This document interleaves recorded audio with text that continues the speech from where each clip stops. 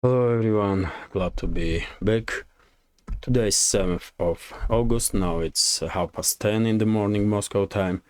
I'm Levan Gudadze and this is my first update for the day in which I will share all the main news that are making headlines in Russian media outlets and Russian language pages on different internet platforms.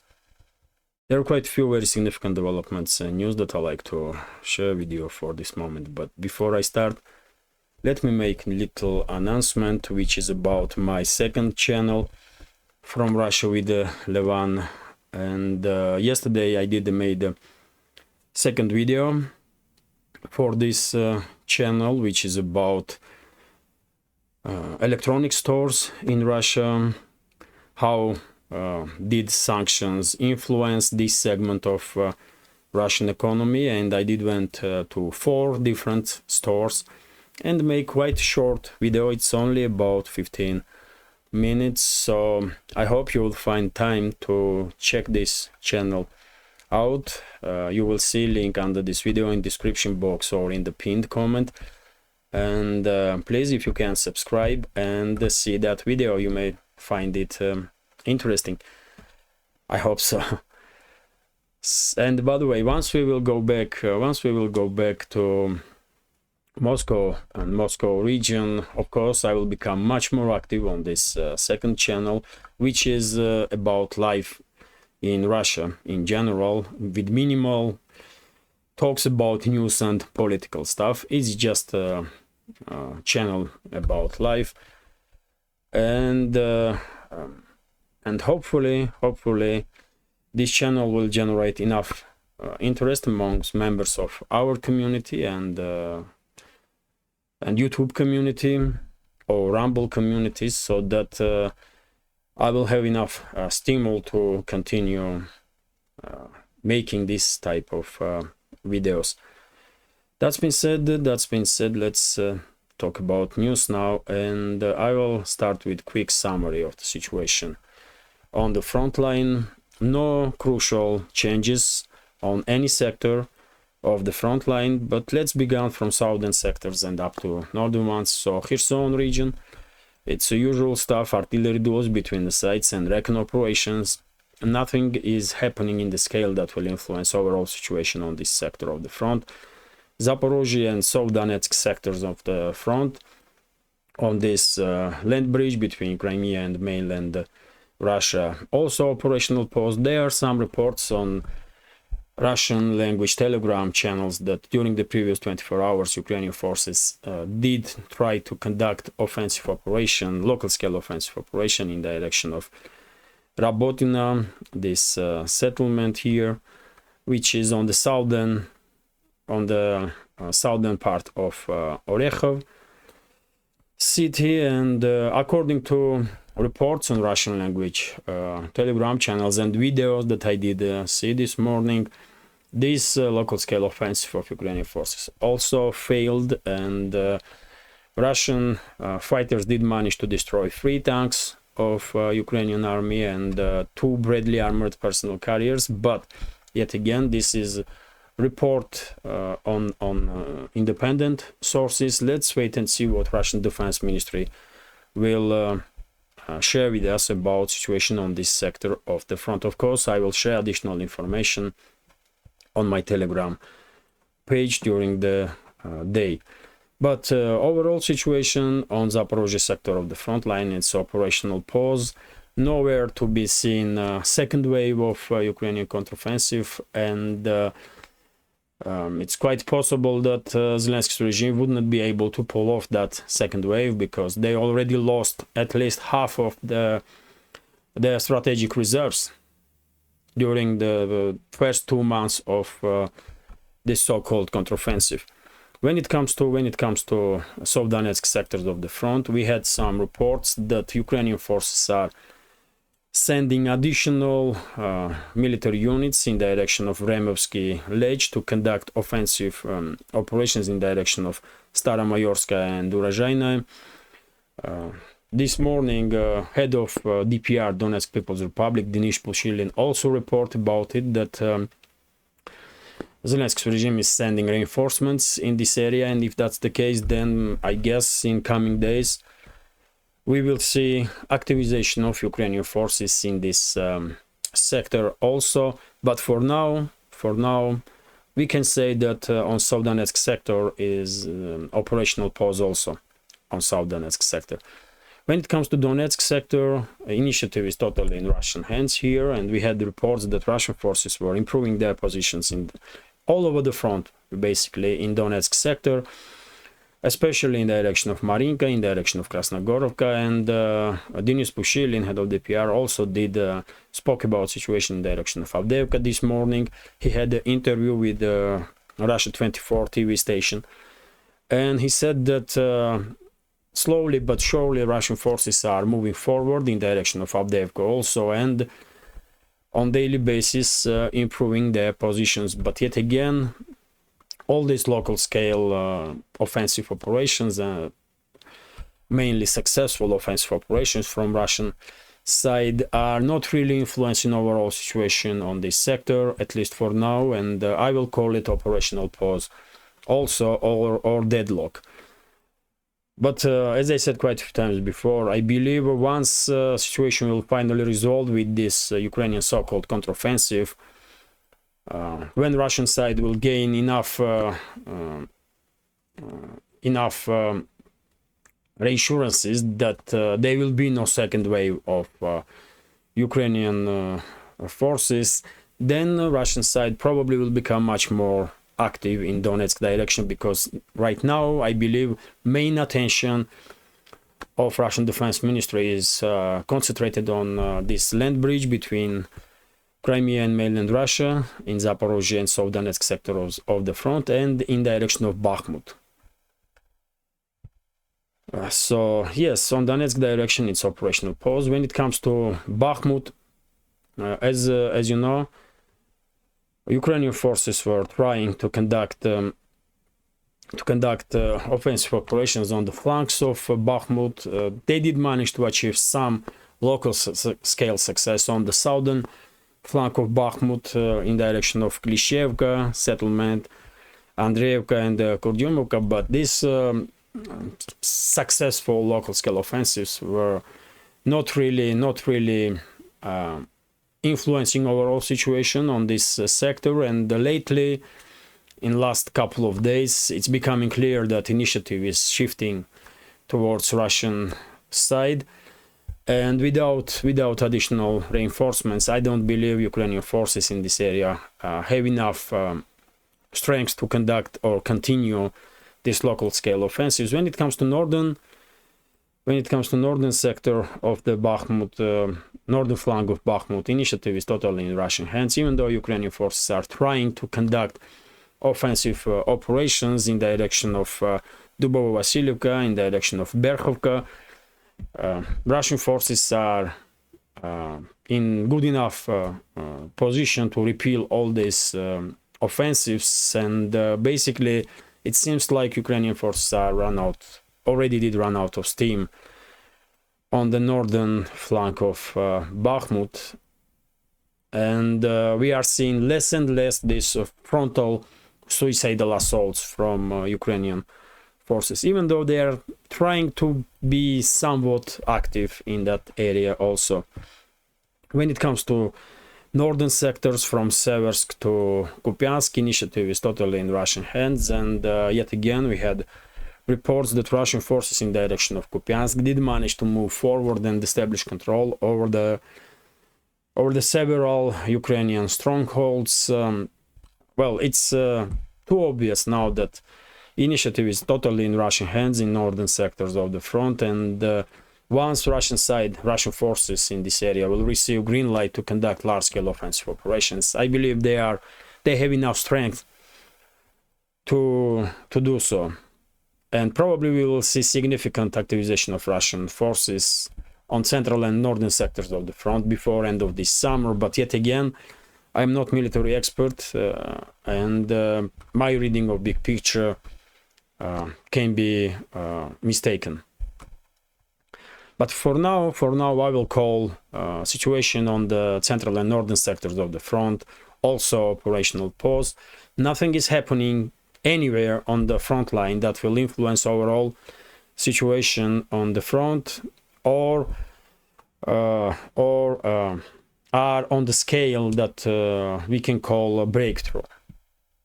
It's just local scale skirmishes between the sides, artillery duels and wrecking operations, even though initiative mainly are in Russian hands all along the front line. And this is it about when it comes to a quick summary of the situation on the front line. Let's talk about some other news. And RIA Novosti is reporting that Russian air defense systems did manage to shut down drone over the Kaluga region. Well, I guess this drone was flying in direction of Moscow, because if we take a look, Kaluga region is basically here, this area, and it's neighboring with Moscow region, and Moscow we can say. So probably main target for that drone was Moscow, but Russian air defense systems did manage to shut down this drone, and this is not the first time that we see activity of Russians, successful activity of Russian air defense systems in Kaluga region. As you remember, during the previous days there was reports that Russian forces did shut down another 7 also drones in very same region. So I guess after recent strikes on Moscow from Zelensky's regime, Russian Defense Ministry deploy some additional air defense systems in this area, and Ukrainian drones are finding hard now to reach Moscow region.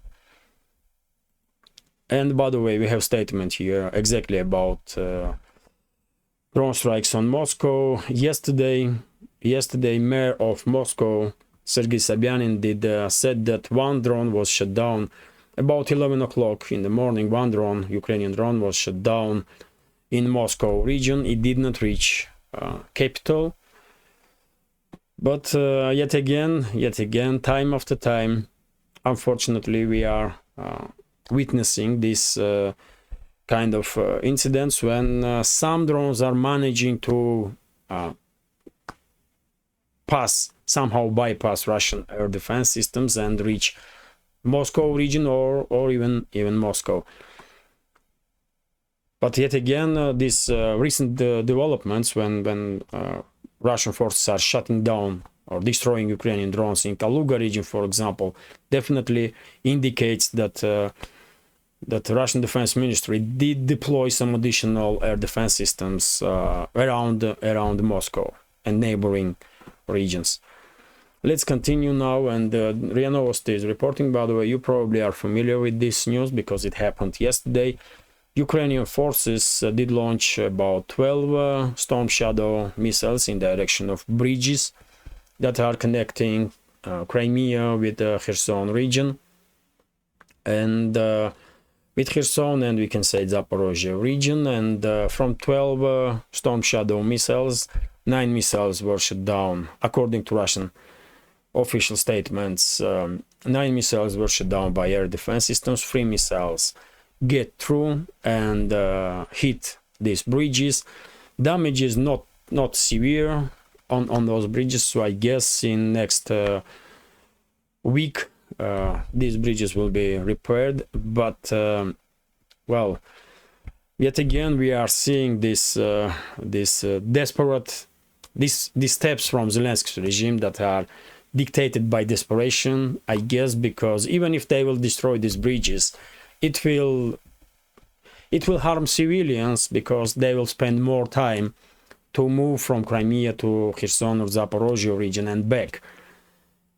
But from military standpoint, Russian forces Russian side and Russian Defense Ministry even did said that they are not really using these bridges. So from logistical point of view, when it comes to Russian military, destruction of these bridges just not really influencing anything. So this strike once again highlights this desire of Zelensky's regime to harm as many civilians in Russia as they possibly can. And that's it, really. Because these kind of strikes have no military meaning in it.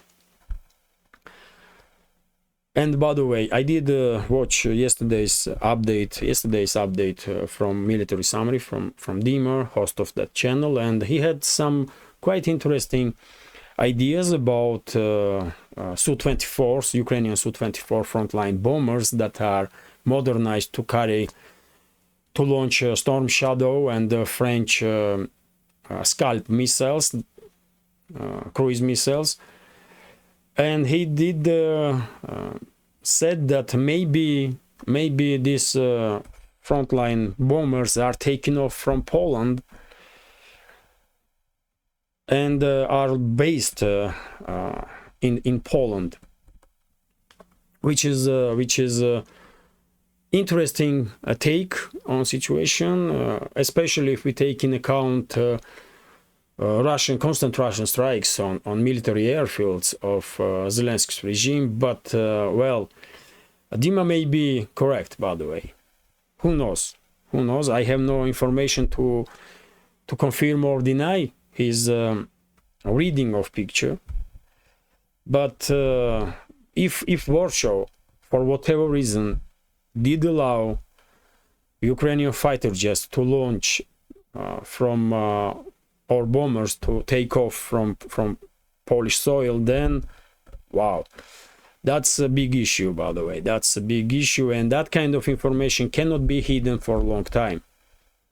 And if that's the true, I believe in foreseeable future we will see some video or photo confirmations of these Ukrainian planes taken off from Poland.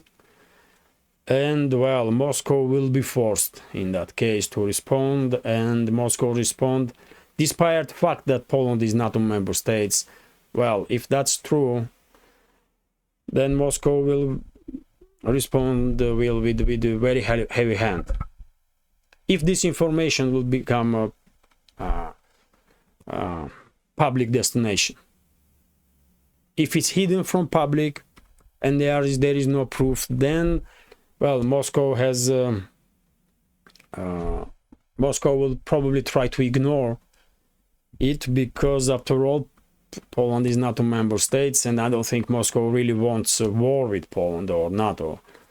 But if this information is correct, and if it will be factually confirmed, then I guess Russian society will demand some serious actions, and Moscow will be forced to take in account demands of Russian society. And well, Poland will end up in hot waters in that case. But yet again, I mean, quite interesting reading of big picture from Military Summary. But yet again, I'm a little bit skeptical, because even though I think Polish elites are crazy enough, I mean, though they are that crazy to facilitate Ukrainian bombers and fighter jets, I don't know to tell. Maybe. Let me continue now. And well, Russian Defense Ministry did confirm rumors that were circulating in internet that during the previous large-scale missile strike on logistical and military infrastructure of Zelensky's regime, military airfield was struck, Ukrainian military airfield in Rovensky and Khmelnytsky regions. And by the way, this information is, I guess, one of the reasons why Military Summary made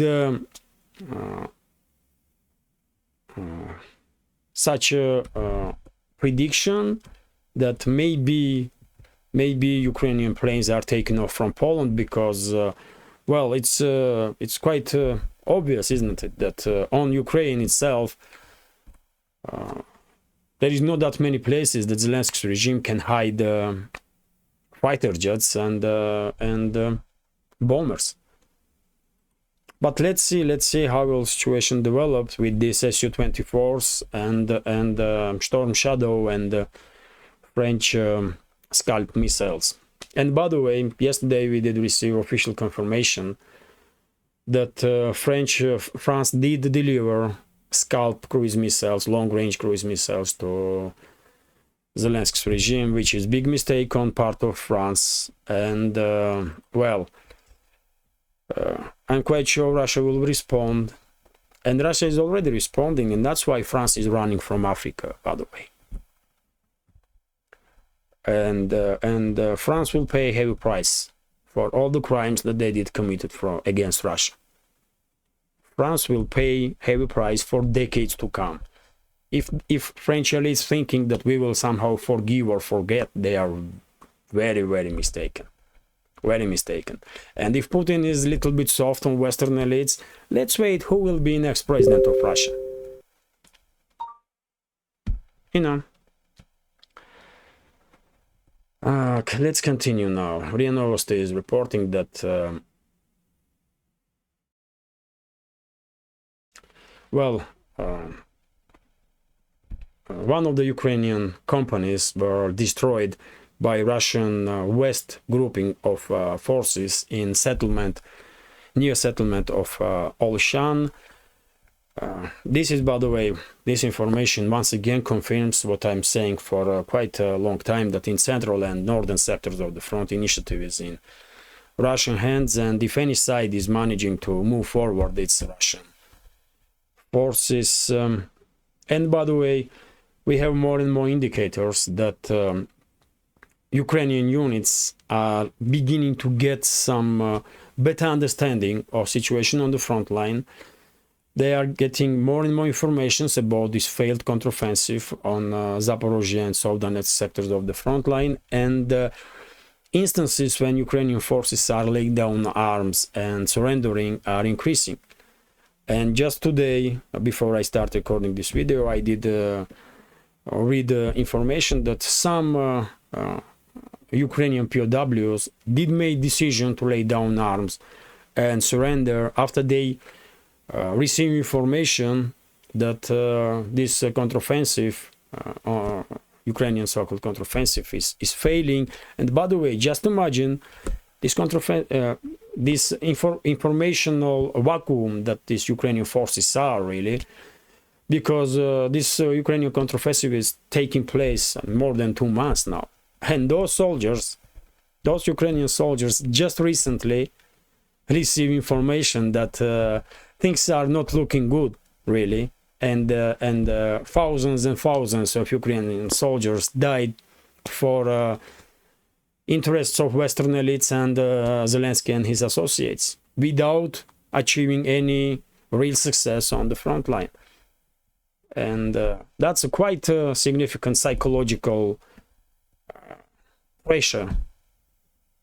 That kind of information, of course, imposes quite significant psychological pressure on Ukrainian soldiers once they realize that they have been used as a tool for Western elites and for Zelensky, and being sacrificed. And according to Russian Defense Ministry, just in first 2 months of this counteroffensive, Ukrainian forces lost more than 43,000 soldiers, which is it's a disaster, which is total disaster, by the way. There is no other way to characterize that data for Ukrainian side. Let me continue, and RT is reporting that Germany reveals extent of military aid to Ukraine. If you remember, yesterday I did report that one of the Western media outlets, Welt, was complaining that Germany is slow when it comes to deliveries of promised military equipment and weapons and ammunition to Zelensky's regime.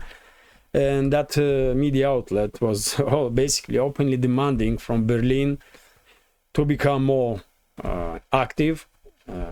If someone will ask editor-in-chief of that Welt media outlet, he or she will probably say that it's good if Germany will send all its weapons to Ukraine.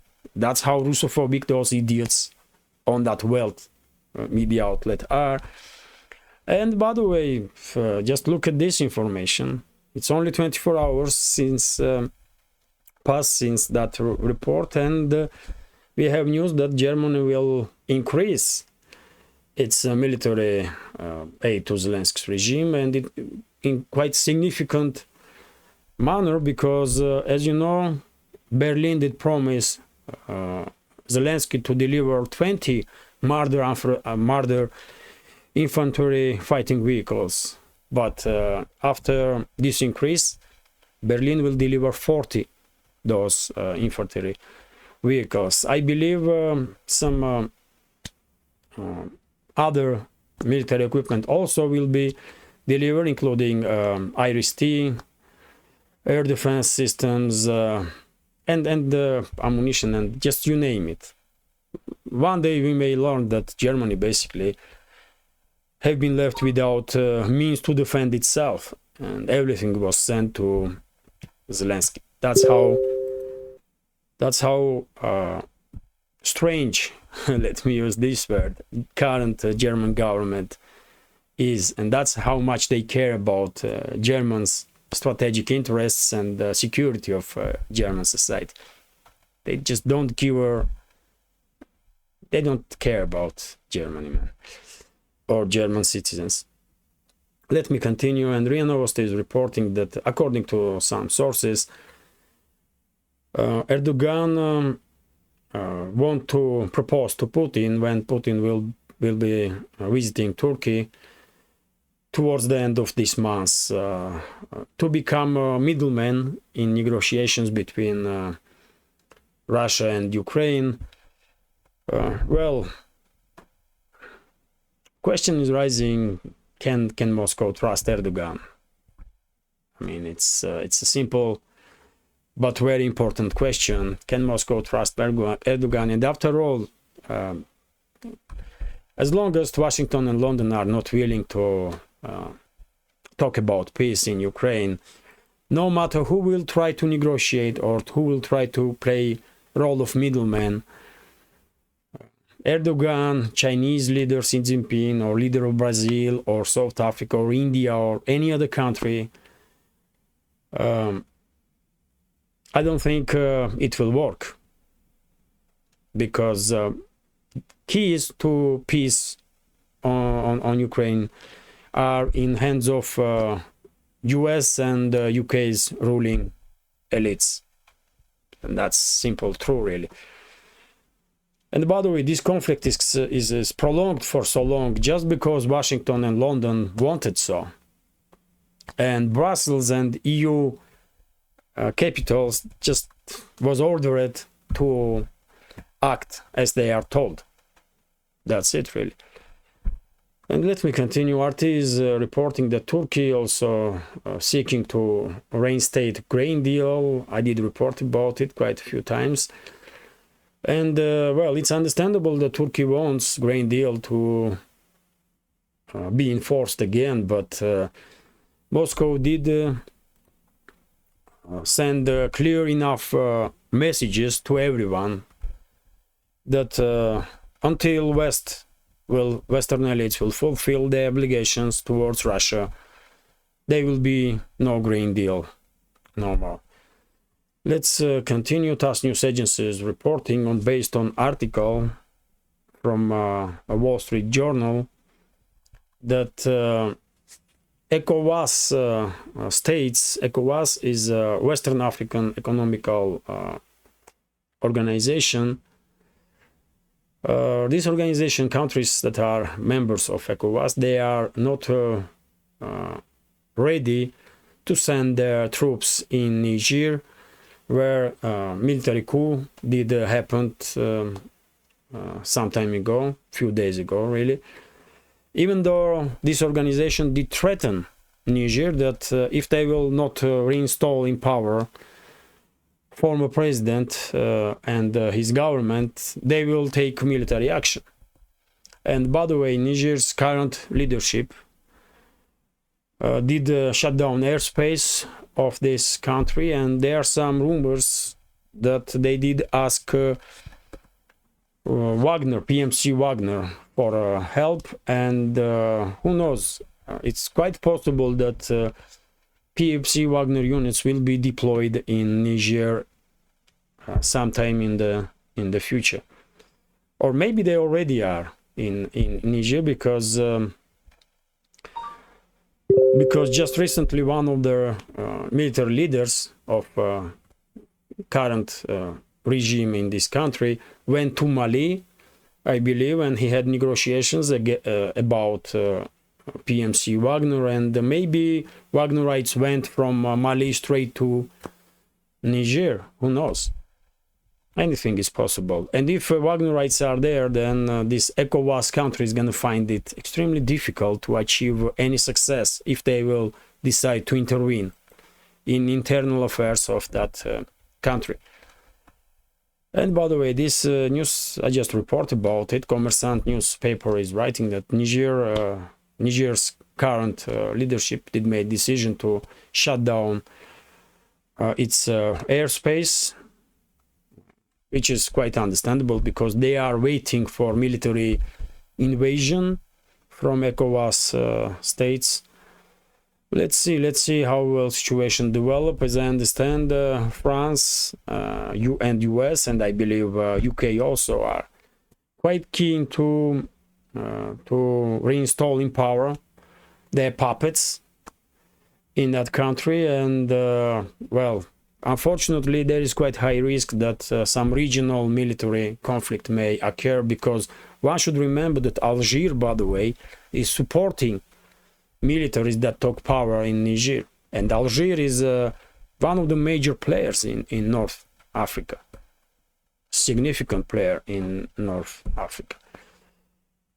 Let's continue on. TASS News Agency is reporting that few more topics. TASS News Agency is reporting that in 10 regions of Russia, there will be extreme weather in coming days, and extreme heat, basically. And we are talking about 40 to 43 degrees Celsius, which is quite a lot, really. Here in North Ossetia, Alania,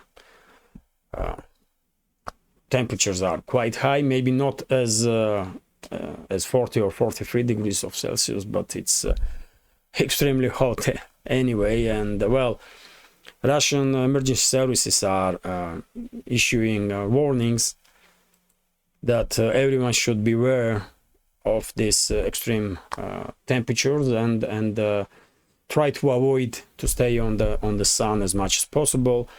And by the way, let me report about this disaster that happened in Georgia, in Shovi. That's Raja region of Georgia. Unfortunately, a few days ago, landslide did happen in Shovi area, and as a result of this tragedy, 18 people died, and there are some different reports, but 20 to 30 people are missing. Rescue operation is continuing, and well, let's hope missing persons will be found alive. And well, reasoning for this landslide, according to yet again some reports, was that in previous weeks there were heavy rains, and I guess soil is become too wet, and it just did not hold its weight on the hills, and as a result this landslide did occur. Tragic development, unfortunately. Let's continue. TASS News Agency is reporting that Washington Post did receive information that US cut its import from China for 25% since the beginning of this year, which is well, almost for 25%, which is, by the way, unbelievable number. When I see this report, I was thinking, I mean, how it's even possible, because well, interdependence of US and China when it comes to trade is colossal, and to cut imports for 25%, it's well, hard to believe. That's how big this number is. And well, if this is the case, if this is not some kind of propaganda for current administration of US to misled society that, you know, look at it, I mean, we are doing something good, and, you know, we all know how propaganda works. If this is not a propaganda but real numbers, then, well, good for US, because extreme dependence is always bad. It's always bad, and causes at some point can generate more stress for economies and for relationships between the countries than any good. So that's why, if this is true information, it's good for US, and I believe it's good. Eventually it will be good for China also, because I don't think they need US to be extremely dependent on China. Because, as I said, at some point this extreme dependence may generate more risks than goods. Let me continue, and by the way, I mean, it was Trump's presidency when US basically did began this policy of step-by-step minimizing its dependence on China, which is right policy, if you ask me. And that's why I think maybe this number is correct, because after all, US companies are shifting their production from China to India, to Vietnam, to some other countries, and eventually they will manage to decrease US dependence on imports from China. But right now, 25%, I mean, it seems too higher number. Anyway, let's continue. RIA Novosti is reporting that EU companies did lost at least 100 billion euros in Russia as a result of closing down their businesses, as a result of selling off their businesses, as a result of some exchange rate issues and some one-time spendings. And well, none of it will happen if these companies will continue their work in Russia as usual. But well, they did not manage to withstand pressure from Western elites, and they are now paying heavy price for it. 100 billion euros for some giant companies. Losing billions of euros may not be that catastrophic, but for medium or small companies that were tens of thousands of them were presented on Russian market, for them losing Russian market is truly devastation. And that's why there are many reports are coming in that in Germany, for example, thousands and thousands of businesses are just shutting down because they cannot survive without Russian market. That's how big a role Russian market did play for those companies. But yet again, it's none of the Russian fault, isn't it? It's all Western elites, and if societies in West have some questions, then they should question their own governments. And this is, by the way, gonna be last news for today's update. RT is reporting that Russia sees surge on foreign tourism, and we are talking about 130% increase in numbers of foreign tourists in Russia, which is quite a number. But yet again, we should remember that there was before special military operation, there was a pandemic story, and numbers of travels did decrease significantly. So I guess all the countries are experiencing increase in foreign tourist flow. Russia is not exception, but yet again, unfortunately, as I understand, because of some restrictions from the Western sides, citizens of Western states did find it a little bit more, and especially because of the financial sanctions on Russian banks. Western citizens of Western states did find it a little bit difficult to travel to Russia, but by the way, it's possible. And hopefully citizens, not just from all around the world, but also from the Western states, will travel to Russia to get to know up close and personal to Russian history, traditions, culture. That this is the best way. This is best way to make sure that these so-called elites would not manage to indoctrinate societies and create artificial enemies from each other. So direct communication is always best way to deal with many issues that are created by so-called Western elites.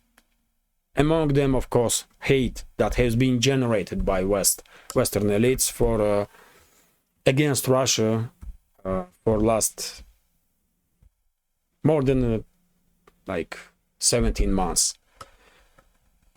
But to be honest, this Russophobia was actively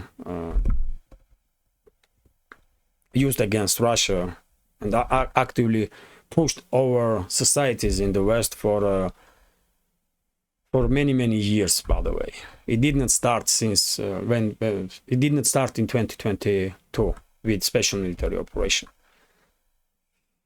and we all know it. So this is it for now. I hope you will find this update interesting, and if so, please click that like button, leave some commentary about any topic you like. More likes and comments definitely do influence YouTube algorithm, and I'm getting chance to reach wider audience. I'm receiving chance to reach wider audience. And if you can, please share links to my videos or my channel with your friends on Twitter, Facebook, Telegram, or any other platform that you are active on. That will also help to reach wider audience. And if you think this channel is interesting and deserves to exist, please consider to support with small donations through PayPal, Buy Me a Coffee, or by subscribing to my Patreon page. You will see links under this video in the description box or in the pinned comment. This is it for now. If any additional interesting additional news, of course, I will share that news on my Telegram page. You can also see link to my Telegram under this video in the description box. And well, this is it. I wish you a great day, successful new week, and take care. See you soon.